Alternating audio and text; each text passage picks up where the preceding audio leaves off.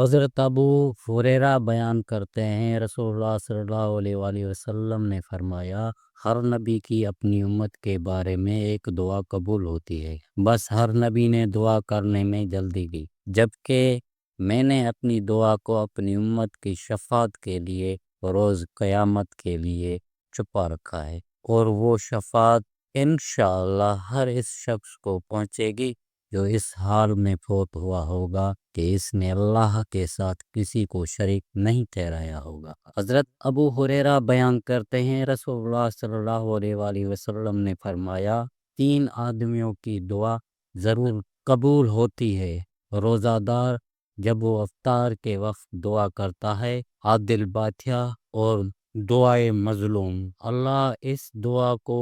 بادلوں کے اوپر اٹھا لیتا ہے، اس کے لیے آسمان کے دروازے کھول دیے جاتے ہیں، اور رب فرماتا ہے، میری عزت کی قسم، میں ضرور تمہاری مدد کروں گا، خواہ کچھ دیر سے ہو۔ حضرت ابو ہریرہ بیان کرتے ہیں رسول اللہ صلی اللہ علیہ وآلہ وسلم نے فرمایا، 3 دعائیں ایسی ہیں جن کی قبولیت میں کوئی شک نہیں: والد کی دعا، مسافر کی دعا، اور مظلوم کی دعا۔ حضرت ابو موسی بیان کرتے ہیں رسول اللہ صلی اللہ علیہ وآلہ وسلم نے فرمایا، وہ شخص جو اپنے رب کا ذکر کرتا ہے وہ زندہ کی طرح ہے، اور وہ شخص جو ذکر نہیں کرتا وہ مردہ کی طرح ہے۔ حضرت ابو ہریرہ بیان کرتے ہیں رسول اللہ صلی اللہ علیہ وآلہ وسلم نے فرمایا، اللہ تعالیٰ نے فرمایا، جو شخص میرے کسی پسندیدہ شخص سے دشمنی رکھے تو میرا اس سے اعلان جنگ ہے، اور میرا بندہ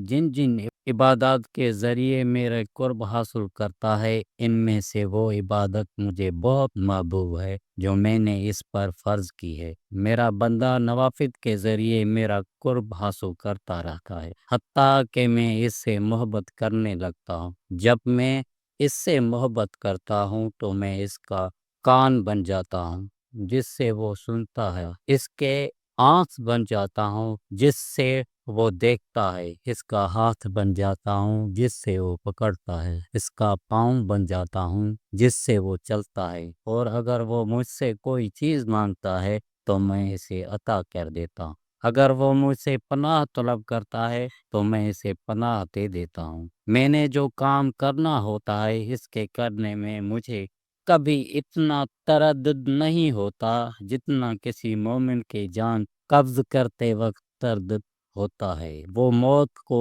ناگوار جانتا ہے اور میں اس کے ایذا کو ناگوار جانتا ہوں، حالانکہ وہ موت تو اسے ضرور آنی ہے۔